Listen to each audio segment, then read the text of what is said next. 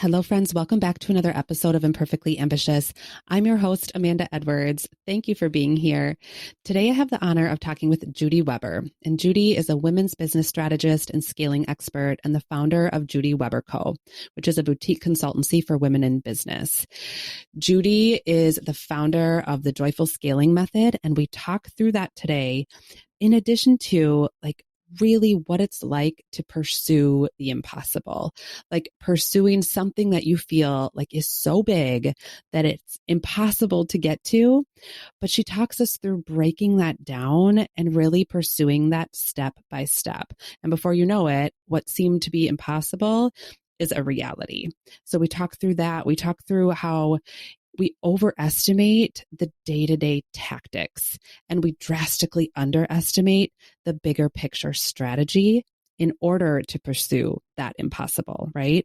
And we talk through her joyful scaling method. We talk about the mindset shifts that need to happen, the mindset blocks that come up, right, in the process, and then really how to foster confidence, how to confidently put yourself out there in a way that is genuine and that you actually are excited and ready to not play small, right? So we talk through all of that. I know you'll enjoy it. It's jam-packed. Let's get right to it.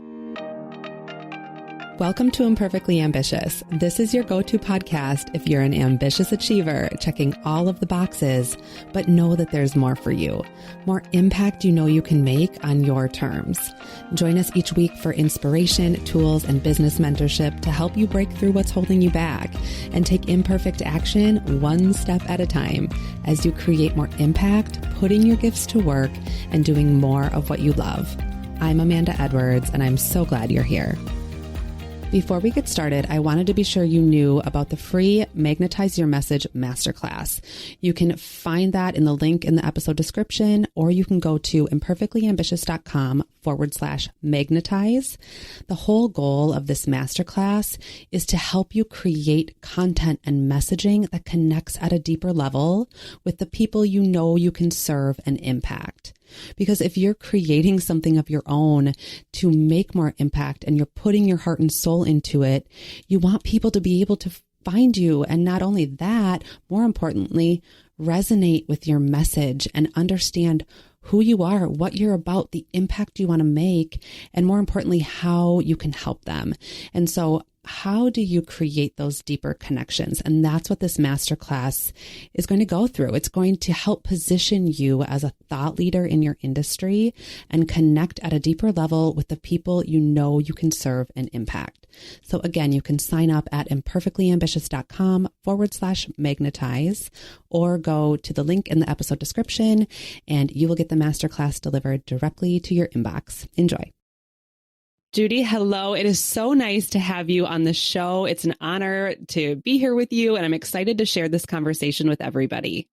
Amanda, I am so excited. We just chatted a little bit about our intention for this episode, and it is going to be on fire. I know. I love it. So let's just start off with you telling us a little bit about what it is that you do, and that'll lead us right into the topic for today.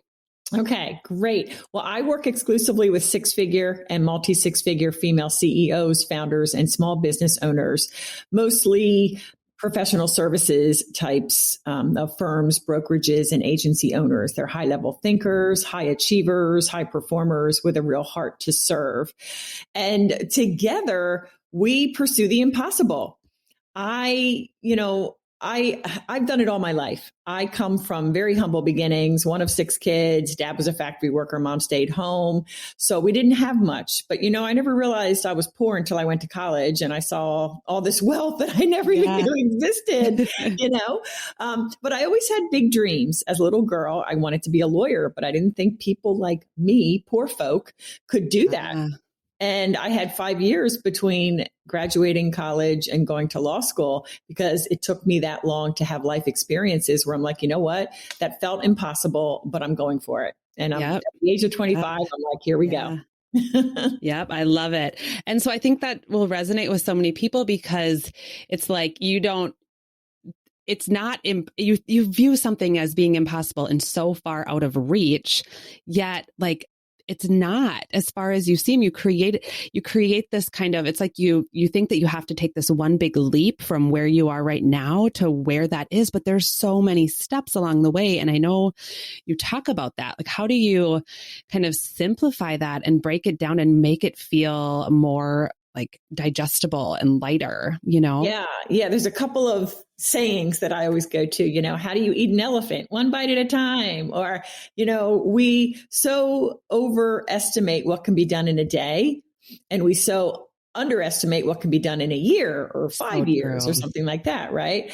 And so it really comes down to, I'm a thinker. I'm like a thinker's coach, for lack of a better descriptor.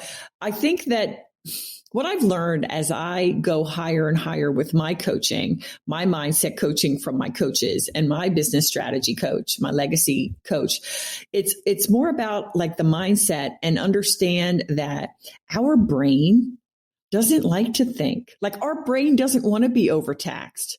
And as a big thinker all my life, I didn't I rejected that. I'm like, that's not true. That's not true. Yeah. But it really is, because can I just say, it took me years and years of entrepreneurship for me to finally get processes in place. I mean, it's all in my head. And I didn't want to have the work of brain dumping it. Mm-hmm. But over the years, I've learned that brain dumping and getting things out of your head on paper is huge. So it's the same kind of thing when you have these big goals. Oh, I want $1 million business. Okay. Understand you're not going to get there in a week or a month, mm-hmm. or even a year, or necessarily, 2, 3, or 5 years. You have to have this big plan. We start with the goal, then we have this plan, and we've got to chunk it down into smaller bite-sized pieces that we can actually go with and not hesitate on and worry about. And we've got to take it step by step.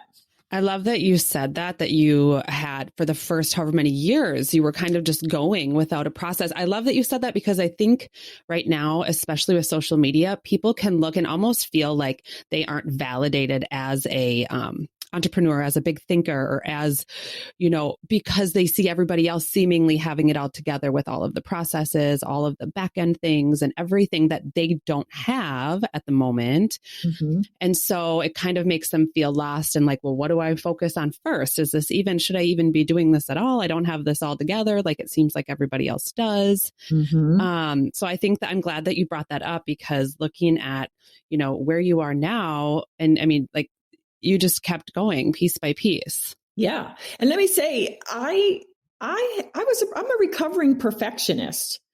Mm-hmm. As a lawyer, I wrote appellate briefs. And so there was very much a formality in my writing. There was a lot of structure in it. There was hours and hours and hours of research before you'd even put pen to paper, so to speak. Yeah. And so everything for me was all about being perfect. And when I put perfect down and actually rejected it and said, you know what? I'm not waiting for perfection. I'm going to do sloppy messes out there. I'm going to have always this high standard, but I am not going to wait until I have everything figured out, because I've realized that if I do that, and if I wait until that email and I triple and quadruple check it before it sends out, you're never going to make it in business. You can't do that. So true. Yeah. I love that you brought that up, because we can overthink everything. We get stuck in our heads looking at that that perfectionism tendencies that you don't even realize sometimes is perfectionism rearing its ugly head, right? And that can show up in so many different ways. So I want to talk about, that's kind of a good lead into let's talk about the tactics and the strategy a little bit. I think that this is an important message for people. So I'm going to let you take it from there. Yes. Women, what I find is we overemphasize the importance of the tactic, such as a social media post or something. We overemphasize the importance of that tactic while grossly underestimating the strategy behind the tactic, which I call the why, the what, and the how. The why is, why am I doing this in the first place? Does it even make sense in light of who I am, who my brand is, and who my audience is, right? Because the gurus out there trying to make money, they're going to say you need to be here, there, and everywhere, but they don't know you. And you've got to be authentic. So the why is huge, the first part of strategy. The second part of strategy is the what. Okay, if the why makes sense, I should be doing this, then what is the goal specifically? Like, what do I hope to achieve through pursuing this social strategy, for example. And then the how. Okay, if the why and the what make sense, now how am I going to most effectively utilize this tactic in order to accomplish the goal that I've set? Mm-hmm. Yeah, that's so true. And I think that that can be when you pull back and look at it like that, instead of focusing on just those, like you said, the tactics, like whether it's the next social media post or a single email or whatever that looks like. And then you can get so consumed with that and kind of, again, spinning your wheels and always doing the kind of this like busy work, right? That's just taking up your time without really looking like, do you actually need that post today? Or is it like, what's the bigger picture here? And can you accomplish that in another way? Right. And again, I think that's, you tell me if you agree with this too. It's like a comparison thing too, like trying to keep up with the Joneses, right? Yeah. We see that a lot where you see somebody else that's seemingly successful in what it is that you want to do. And so then you're trying to like emulate them by looking at strictly the tactics that you can see. But the danger there is you don't know the strategy behind it. If maybe there isn't one. Exactly. A couple of things that I'd love to unfold there.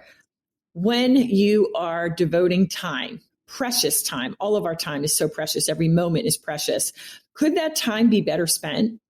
Like, is that post that you're doing, and if you're trying to repurpose the post 5 different ways on 5 different platforms, is that the best use of your time?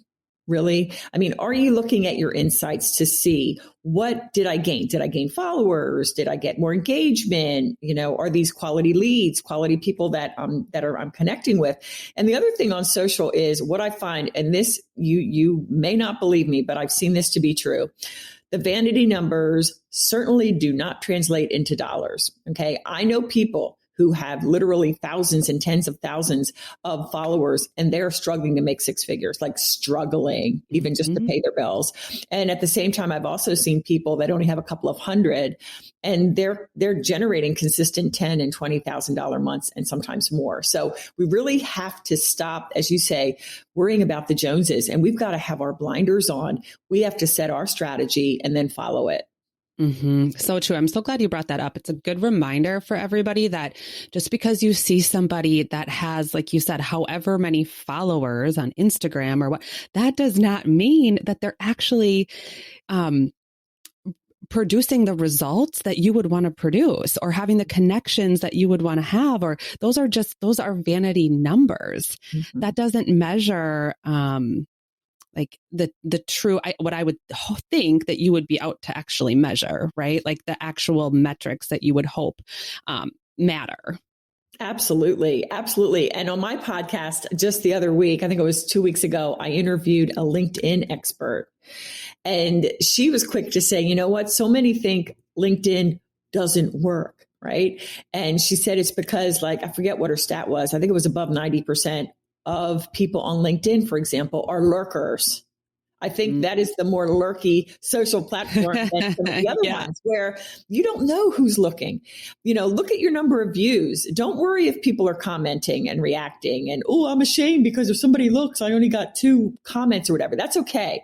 You've got to show up consistently with your message clearly and consistently put out there so that people, as they see you, they're like, ooh, yeah, okay, this girl really is here to stay. Oh, she really does know what she's talking about, and so on. Yeah, that's so good with that bigger strategy behind it.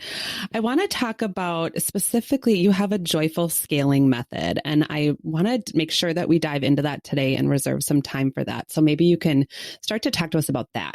Okay, beautiful. I want to set that up a little bit to say business for me and life. Like, I'm a follower of the Lord Jesus Christ. I don't know if your listeners, some may gel with that, some may not, but Jesus is my life and my business. He is my everything. And what is he all about besides love? He's about joy. Life needs to be joyful. So whether you're a follower of him or whether you're just a human being, we know that life is fun and better when we do it with joy. And so as I was working with my most recent coach and coming up with my methodology, like, okay, Judy, how do you do things? And how can you set it out in a way that really makes sense? I came up with the joyful scaling method, and the joy is the acronym.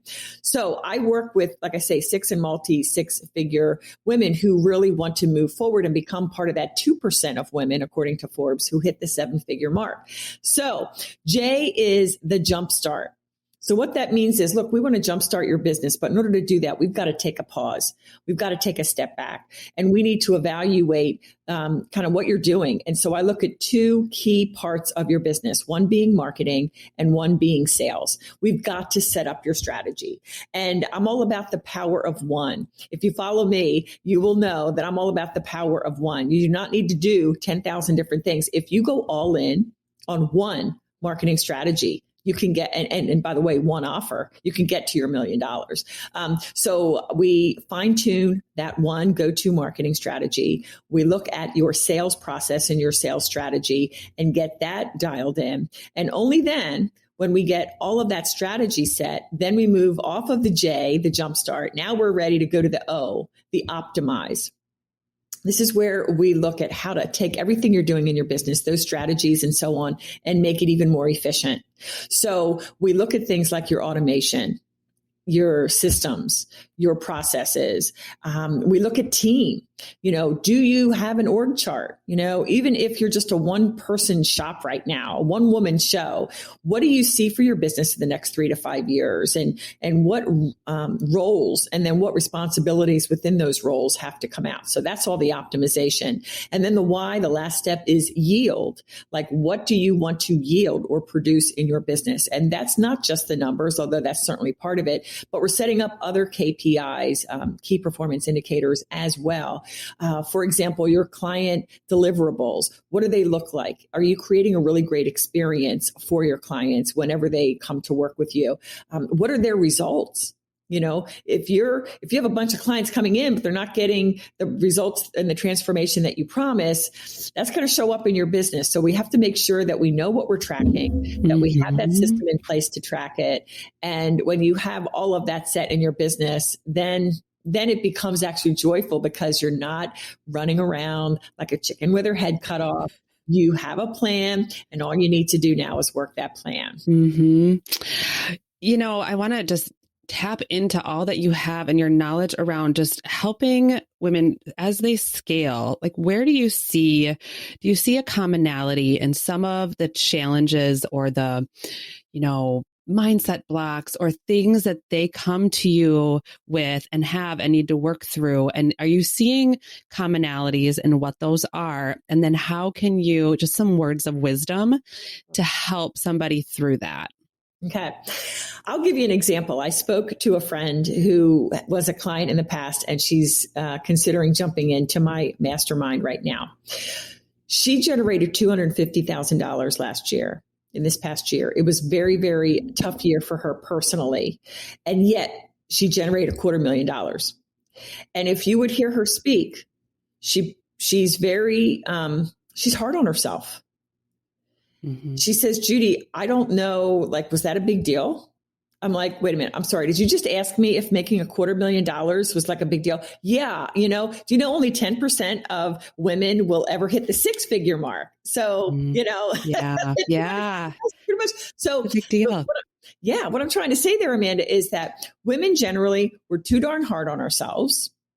When we get compliments, think about it. When someone says, "Oh, Amanda, you look so gorgeous today," and what might you say? You'd say, "Oh, this old thing," or "Oh, thanks, I must be having a good hair day." It's hard for us to accept compliments. It is hard for us to accept the accolades. So that mindset piece is ginormous. And I find it, whether they're just starting out or like my friend and hopefully soon to be again client, that you are so much more extraordinary than you realize.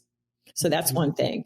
And that happened at every level. And then another thing is, I guess, getting them to appreciate that you are that leader, or that you can be, right? It's like there's a piece of them that thinks that they've got a lot together, but they don't emphasize that. They go more to where they don't have it together and where they're doubting themselves. And how I approach that is, when you become the person God made you to be, you surrender those insecurities. You just lay them down and you say, you know what? Yeah, I'm going to be perfectly imperfect. And I'm okay with that.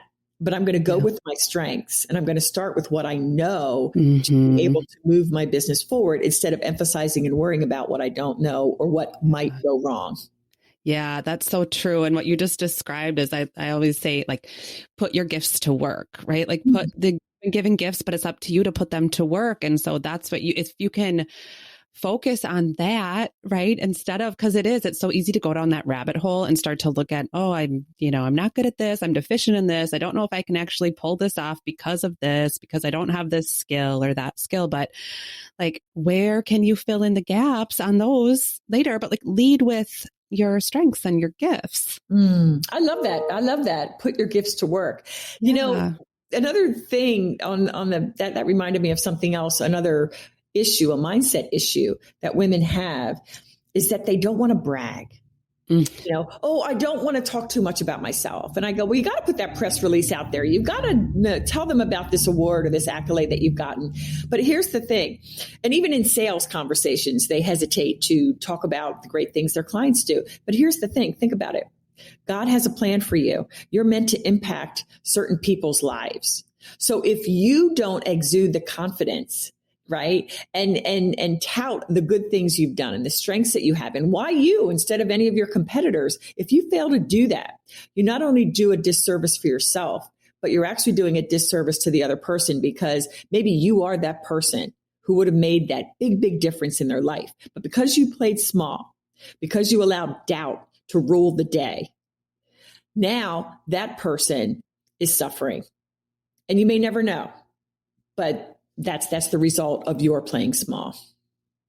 100%. Totally agree with that. It's like, you don't want to sound like you're bragging, like you said, or you're going to just be like, oh, it's okay. I can help with this cute kind of timid thing. But it's like, no, you have to, like, nobody else knows but you what you are meant to do, the impact you're there to make, what's on your heart, that calling on your heart to keep moving forward and to put yourself out there in this way, this thing that keeps tugging at you, that's there for a reason.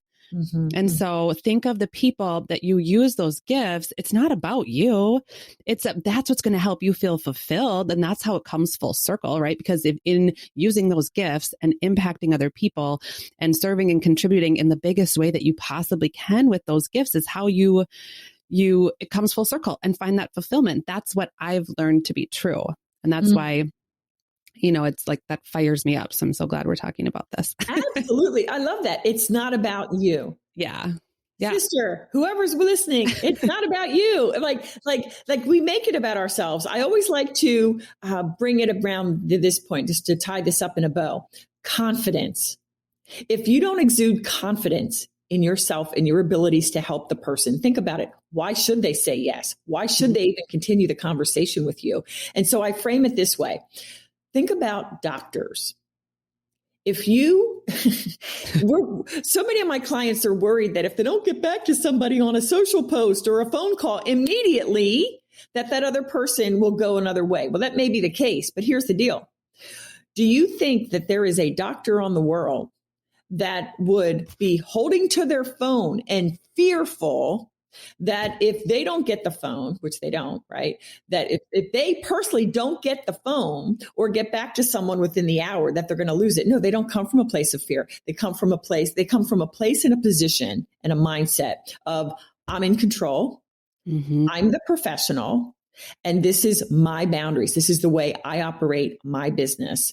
And so I need each and every one of the women that are hearing, that are entrepreneurial, to apply what I'm saying and set yourself up for a life that doesn't tie you to that phone and doesn't take you from a place of decision making, from a place of fear. You've got to have that power position, always with a heart to serve, but realizing that you've got to be that expert that, believe me, your best clients are looking for. Yeah, absolutely. They want you to be the expert. They want a guide. They want a guide to help them through this and be I was just talking about this the other day. We were talking about it. In this case, it was about a dog trainer because I have a 1-year-old golden retriever, but we were talking about it. And I was talking with a friend about how I really appreciated this trainer. She was very cut to the chase, to the point, was very confident in her knowledge and told me exactly what I had to do. that's what I'm paying her for. I don't want, if somebody was wishy-washy and saying, well, I think this might work and I think this or that. No, like you want, and so that applies everywhere, right? Like people want to work with somebody, like you said, who is confident in their expertise and how they can help you. Exactly. And that confidence comes into even saying, what is your unique approach about what you do? Like I have a very specific philosophy when it comes to entrepreneurship and women leadership and business growth. And it is very different than anything else you'd hear out there. I mean, to me, the number one differentiator of success in life and business is faith. For me, it's faith in Christ. For you, whatever it may be. But if you don't have a faith and a conviction and a commitment to what you're doing, it's not going to translate and you're going to be struggling. Yeah, no, I totally, and that conviction piece too is like, that's just it. And so whatever it is that gives you that conviction and how to find, like, I think conviction is so important because if you don't have that conviction, how can anybody else like have that conviction that like, yes, that's who I want to work with. That's who I want to partner with. That's who I want to, hang my hat on, Right. Yeah. And you have to stand out. And this isn't something that's like made up. When I ask my clients, okay, what makes you different? They're like, I don't know. I'm like, come on, tell me about your life. Tell me about your experiences. Tell me, what do you think about your industry that the gurus are saying that is flat out wrong? Yeah. Identify that so that you know what makes you different and really what makes you better. And I'm sure doing just that, like you said, because I was going to ask you, do you have any little like tips or things to help people who are wanting to have more of that confidence, wanting to stand more in that, kind of that powerful position of I am the expert. I want to put myself out there confidently. So it's actually genuine confidence and I'm not just trying to fool people. Is that some of that is like getting clear on their unique position in their industry or how they think of things differently. A lot of that thought leadership or like what are some of those things that people could maybe start to either do or think about, step into in order to start to hopefully maybe like foster some more of that confidence? Okay. I could talk to you for the next 5-10 hours. Okay. So let's break it down here. I love what you said about clarity. Getting clarity and focus is ginormous. So one way to get clarity is just getting things out of your brain. I want you to just spend time thinking about and asking yourself the right questions. Just even brainstorming, what are some things I'm proud of in my past? What are some accomplishments I've done, whether it relates directly to what you're doing right now or anything else, right? My law degree may not necessarily relate to entrepreneurship unless I think about it and determine that it does, right? So for example, I learned to think like a lawyer in law school. I teach my clients how to think like a 7-figure CEO. Period. That thinking, the strategizing is huge. So the clarity and the brain dumping is ginormous. On this issue of confidence, the only way you're going to get confidence is by taking action. And again, messy action, but it's stepping out there. For example, I know so many coaches, whether it's life or business or something else, where they're spending literally, Amanda, weeks, months, and even years putting an offer together. And they keep ruminating about, is this the right offer? You know what? There is no one right offer. You've got to decide and be committed that this is the right offer for your ideal client and put it out there and expect that your first launch isn't going to be 6 figures, probably, right? But it's the taking action, the commitment, the consistency of showing up is huge to build your confidence and actually get your business going in the right direction. And it all starts with a decision. It starts with a decision. I'm going to decide that I'm not playing around, that I'm not a hobbyist, that I know some of your audience is still in corporate, but you know what? You can be a full-time lawyer and have this business started on the side. So, don't tell yourself, one day I want to be a X. No, decide. I am a business coach. I am, a course creator or whatever it might be for you. Decide, take action, create that plan after you brain dump things and just take that first step.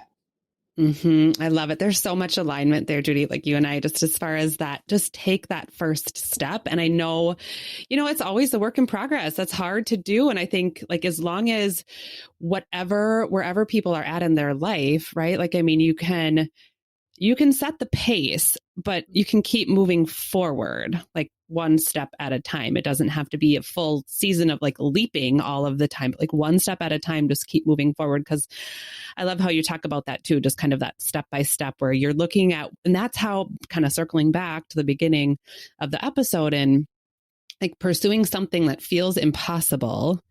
It's like, it's so possible by taking it step by step. But to your point, you have to take action, and taking action is where you'll continue to get that clarity and that confidence. Because for some stuck in their corporate job, for them, thinking of replacing that beautiful corporate salary, what we used to call golden handcuffs in the law firm world, right? That may feel like impossible to be able to get that. But let's go. Let's decide that's what you're doing. Let's get the plan. Let's take that first step. And I want to give this analogy on the step by step. This is ginormous when God gave this to me. Whenever I'm in a rainstorm or a big snowstorm, now that I'm in South Carolina, pray there will never be a snowstorm that I have to drive through. But even if you're driving and you're in those storms, I never stopped, ever, even if it was just going 1 or 2 miles an hour. Because I knew that as long as I was still forward momentum, I was getting closer. I was moving forward. And so if you feel, sometimes when you're growing a business, it feels like that you're going so slow and you're like, oh my goodness, am I ever going to get there? Just know that as long as you are taking that step forward, as little as it may feel to you, that is what it takes for anybody and everybody who's ever gotten to that 7-figure mark and beyond.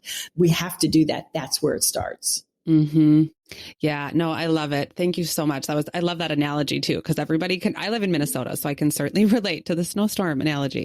Is there any final thought or anything before we wrap up that you want to leave us with? Yeah. I mean, I really want to impress upon you this power of pursuing the impossible and dreaming big. Go to God and say, Lord, what is your plan for me? And if we really, here's the hard part. Asking is kind of sort of easy. The hard part is sitting there, and not just that day, but being open to hear what he tells you, because he might blow your mind. Okay. So really allow yourself to dream big and then go for it. Like reach out to me. I remember being afraid to reach out to so-called influencers, and they might ignore me. So what? I reach out to them every day. Some answer, some don't. And I'm great either way. And the other thing I want to make sure I offer to your listeners is my ultimate scaling guide, which is a 20-page guide that I put together earlier this year. And it takes you through 4 proven strategies that my clients use to get exponential growth in their business. But in there, it's actually a workbook. I give you questions to ask, a little bit of this think work, so that you can really, start to get it down on paper and then apply what it is that you're thinking about and strategizing about. So you can download that for free at judyweber.co, judyweber.co. And I'll be sure I'll include that in the episode description and the show notes and everywhere else. Where else can people find you if they want to follow along with you? Great question. Yes, I would love to connect with you wherever. On all social channels, I'm at Judy Weber Co. JUDYWEBERCO at Judy Weber Co. And that workbook is so valuable. So I'll be sure to include that. Go grab it. Judy, thank you so much. It was such a valuable conversation. You gave us so much to think about, so many things to start to put into motion and do. So I appreciate you. Thank you, Amanda, for the opportunity to join you. If you love this episode, I would love to hear from you. And you can do that by sharing this on Instagram and tagging me at imperfectly_ambitious so I can see what you're liking. Or you could leave a rating or a review on your podcast app. And that not only means so much to me, but it helps to get this in front of more people. Or you could share this episode with a friend or a colleague who might need to hear it. Either way, I appreciate you and I love being here with you each week. We'll talk to you soon.